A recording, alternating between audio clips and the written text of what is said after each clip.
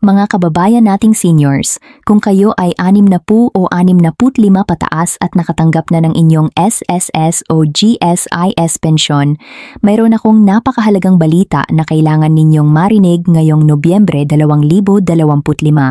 Maraming mga matatanda ang hindi pa nakakaalam na may mga dagdag na benepisyo at bonus na ilalabas ang gobyerno ngayong buwan, at kung hindi kayo mag-iingat o kung hindi kayo magiging alerto, baka mawala sa inyo ang pera na dapat ay sa inyo na.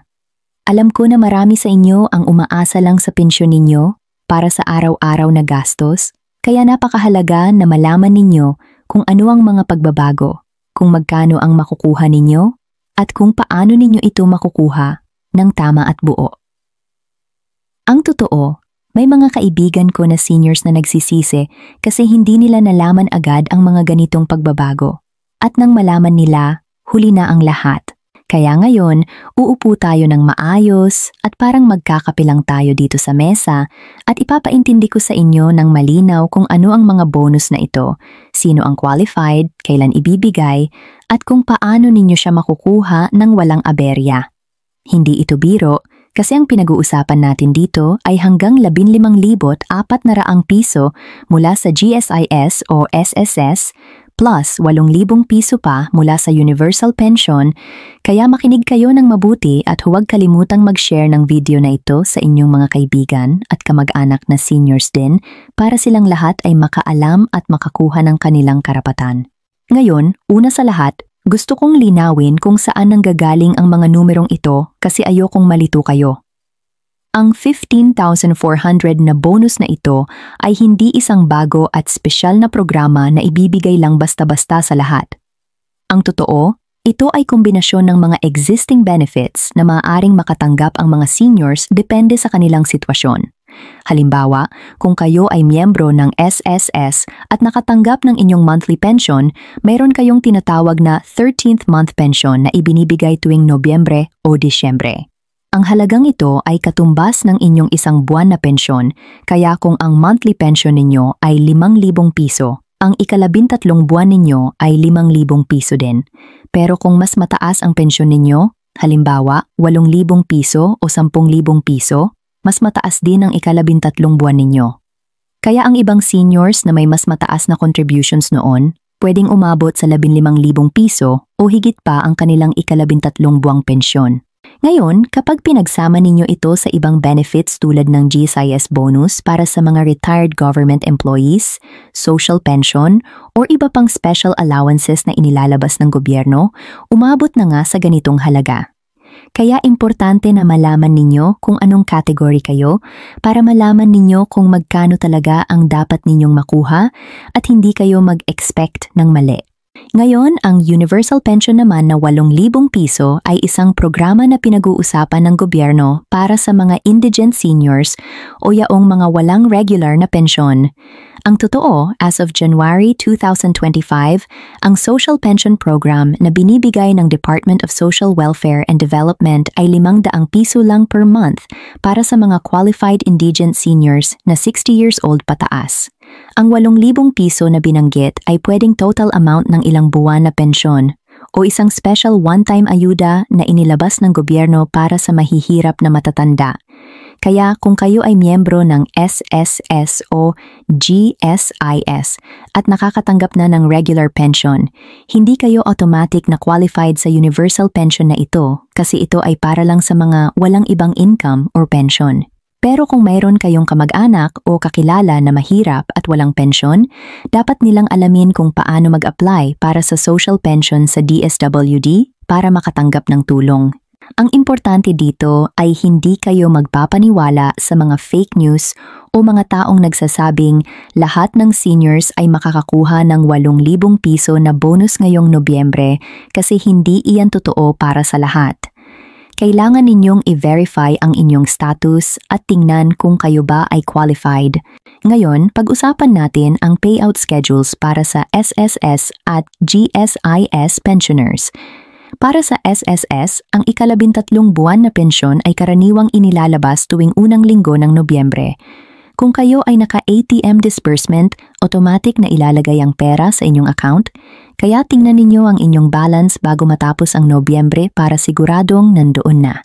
Kung kayo naman ay naka-check, maghintay kayo ng notice mula sa SSS o puntahan ninyo ang inyong designated branch para kunin ang check ninyo.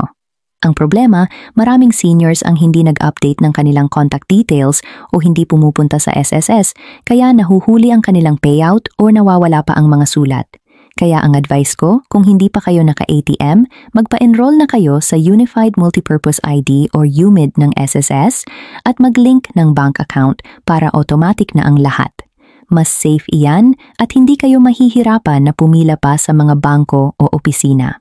Para naman sa GSI's pensioners, ang 13th month benefit ay ibinibigay din tuwing Nobyembre at pareho rin kung kayo ay naka-electronic disbursement, automatic na ang credit. Ang GSI's ay mas strict sa documentation, kaya kung meron kayong changes sa address or beneficiary, i-update ninyo agad para walang delay. Ang isa pang mahalagang bagay na dapat ninyong malaman ay ang mga posibleng clawback o pagbabawas sa inyong pension. Ang clawback ay nangyayari kung may mga error sa previous payouts o kung napatunayan na may double payment o overpayment kayo. Halimbawa, kung nakatanggap kayo ng pension kahit na employee pa pala kayo nung time na yon at hindi kayo nag-report, pwedeng habulin kayo ng SSS o GSIS at bawasan ang future pension ninyo. Kaya ang advice ko, huwag kayong magtago ng income or employment kung meron pa kayo. I-report ninyo agad para iwas problema. Mayroon din akong nakilalang senior na nakatanggap ng letter mula sa SSS na sinasabing may overpayment daw siya dahil sa error ng sistema at binawasan ang kanyang monthly pension ng 500 piso for several months para bayaran ang utang. Kaya kailangan ninyong bantayan ang inyong records at kung may kakaiba sa inyong payout, mag-inquire agad sa SSS o GSIS office. Ngayon, pag-usapan naman natin ang mga hidden benefits na hindi alam ng maraming seniors. Una, kung kayo ay 60 taong gulang pataas, exempted kayo sa VAT sa mga selected establishments at may 20% discount sa restaurants, medicines at transportation. Pero ang hindi alam ng iba, pwede din kayong kumuha ng PhilHealth Lifetime Membership Discount o free services sa mga government hospitals kung indigent kayo. Pangalawa, kung kayo ay SSS or GSIS pensioner at may sakit or disability, meron kayong additional benefits na pwedeng i-claim tulad ng sickness or disability pension on top ng retirement pension ninyo, pero kailangan ninyong mag-submit ng medical certificates at requirements. Pangatlo, kung namatay ang inyong asawa na pensioner, qualified kayo bilang dependent para sa survivor's pension. Maraming widows at widowers ang hindi nag-file agad ng survivor's claim kaya nawalan sila ng ilang buwan ng pera.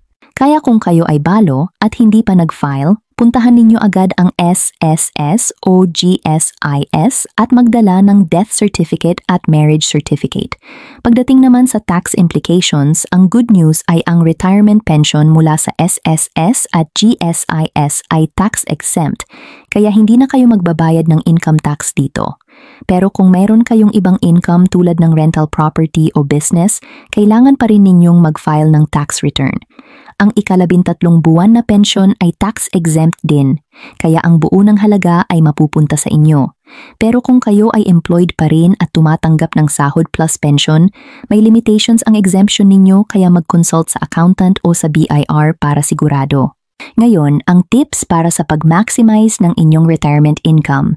Una, kung kayo ay may lump sum retirement benefit pa na hindi pa na-claim, kunin ninyo na at i-invest sa low-risk investments tulad ng time deposit o government bonds para kumita pa ng interest. Pangalawa, kung may asawa kayo na hindi pa nag-a-apply ng pensyon, tulungan ninyo siyang mag-process para doble ang income ninyo. Pangatlo, mag-register kayo sa lahat ng senior citizen programs ng inyong LGU para sa additional ayuda. Pang-apat, huwag kayong mahiyang magtanong sa SSS o GSIS office tungkol sa lahat ng benefits na qualified kayo kasi ang mga empleyado doon ay obligadong mag-explain. Sa pagtatapos, mga mahal kong kababayan, ang mensahe ko lang ay maging alerto kayo sa inyong mga karapatan at benefits. Ang 15,400 piso at 8,000 piso na binanggit ko ay base sa combined benefits at programs na available, pero hindi lahat ay qualified sa lahat ng ito. Kaya ang dapat ninyong gawin ay mag-verify ng inyong status, mag-update ng records at huwag magpabaya. Ang pera na ito ay para sa inyo, kaya kumuha kayo ng action ngayon pa lang. Maraming salamat sa pakikinig at God bless sa ating lahat.